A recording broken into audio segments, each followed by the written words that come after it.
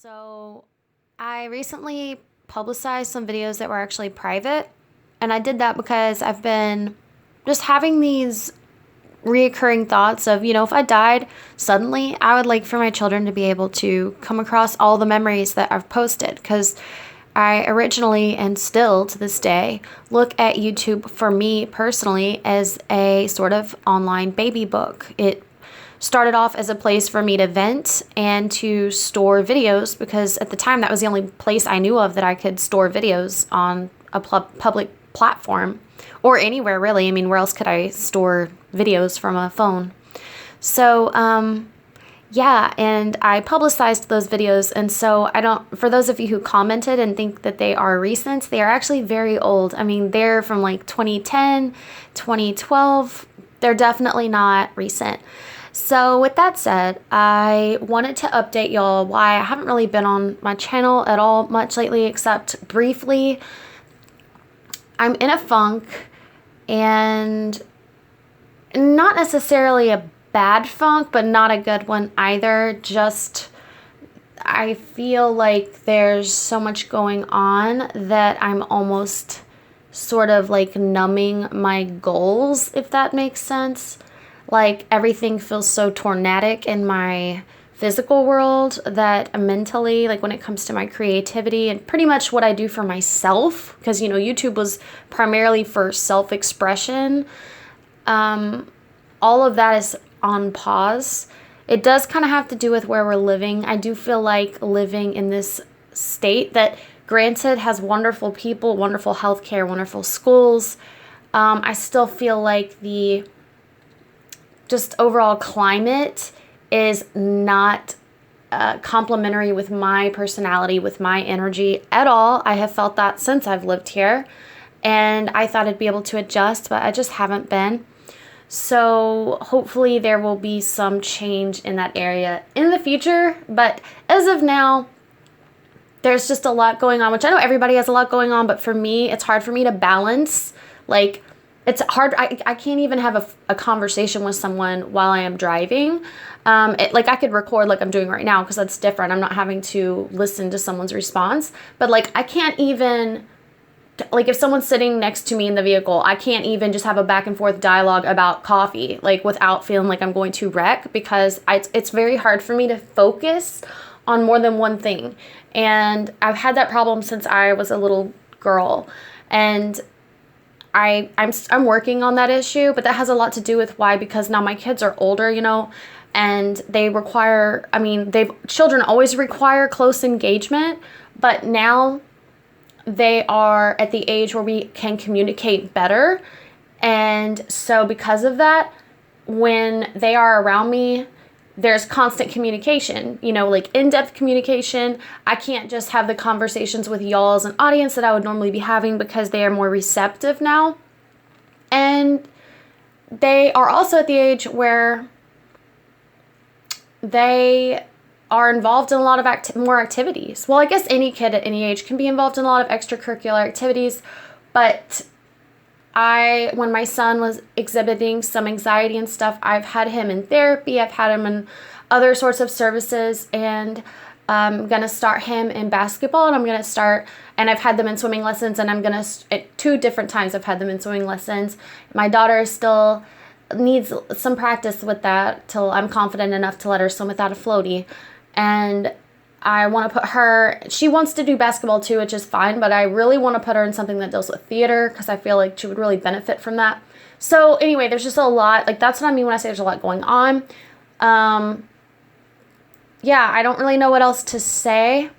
I'm also dealing just as a person with a lot of like loneliness, which I could maybe control by stepping out, but it's just not that easy. My psoriasis has been pretty inflamed on me, and it makes my self-esteem lower, which makes it a little harder for me to want to leave the house.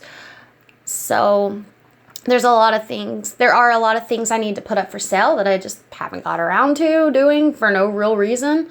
I'm behind on my cleaning. I just feel kind of like I'm behind on everything, honestly. So I really do. And myself, I'll go days not washing my face, which isn't like me, my diet, while I am still vegan, which I'm not one of those in-your-face vegans, so don't worry, and I don't care if you're vegan or not. It would be awesome for the world if everybody was, but I'm not going to condemn anybody who's not. But my diet may be vegan, but when it comes to portion and just, portions, I have been binging a lot. My periods have been starting every month. I want to say about 2 to 3 weeks late, which is not cool. If you're a girl, you know that means that you're going to be extra on edge and stuff like that. I have been keeping up with the Molly Tibbetts. Sadly, we now know it was a murder case. And with Shanann Watts, which she's deceased, but her husband, Chris Watts, who's going to be facing trial. I've been keeping up with those, and it's been just extremely, and many other cases too. But those are the ones that I'm most active in, like Facebook group wise. And especially the Shanann Watts one, there is a Chris Watts group on Facebook where they actually do so much victim shaming that it is unbelievable how they are picking apart the victim in this case with no real evidence to go off of other than they think she is annoying in her live videos on on Facebook. You'd have to go in there to see what I'm talking about. That's been kind of consuming me emotionally because I'm so shocked at how cruel people can be, especially to someone who's dead, simply because they think that they are annoying. This bullying culture that we live in, and I call it a bullying culture because people think that if you're not sitting there like shoving someone into a locker, if you're not beating someone up, or if you're not directly telling them to kill themselves, that therefore that does not qualify as bullying. Well, no, it is very much bullying if you're degrading someone, if you are purposely inflicting emotional pain on someone else and you're doing it shamelessly and you're doing it persistently. That is bullying. That is bullying. Like everybody accidentally hurts someone, but if you have remorse and you try to stop, that's different. But if you are persistently, you're doing it to someone who's voiceless, who's dead, that's a whole other level of bullying that I have not witnessed in my lifetime. It is shocking to me. So that's been very hurtful for my heart to witness. I saw little glimpses of that sort of bullying with Amanda Todd and with Caitlin Nicole Davis. Following their suicides, I saw that sort of bullying, like shaming them as people, but not to the degree I'm seeing with Shanann Watts. So, yeah. So that's kind of where I'm at. I just wanted to be completely open with y'all, let y'all know what's going on or what's not going on. Pretty much, I have been procrastinating to the max, and I have all these goals and all these plans, and I just pretty much wake up, don't wash my face. All my focus is on my kids and their school. And in the summertime preceding my kids starting school, it was pretty much the exact same, just without school. So I haven't been exercising. I haven't been moving around other than to do some cleaning. And that's it. I literally haven't done anything for myself. Like, I won't even just sing I sing in the shower. Like, I will sing not like I normally like to sing. I'm just everything just feels on pause. But it's not necessarily like depression, but it's definitely not me. So I think it's just because I'm craving change. And I'm lonely. I don't even get to see my kids much during the school year when they come home. I do, but unless I go visit them at school, I feel like, school kind of steals them during the week. And yeah, I just feel really lonely. Minnesota's not a good welcoming state if you have no family, in my opinion. I've lived in 4 different states, and Minnesota, to me, is the most, cliquish, non-inclusive state that I've lived in, which makes it very difficult. So, I can't really think of anything else to say other than, just loneliness and wanting change in my life, wanting a sense of adventure. I feel like it's very important to have a sense of adventure in your life, otherwise it just feels robotic, and I think kids need that too. I need some unpredictability. I really like security, I like having stability, but at the same time, I like a nice equal dose of unpredictability in my life, or else it just feels, everything starts to kind of feel mundane. But I think the mundane is a blessing in and of itself, because again, that means that things are not unstable. Like if you've come from an unstable household, the mundane is actually a good thing.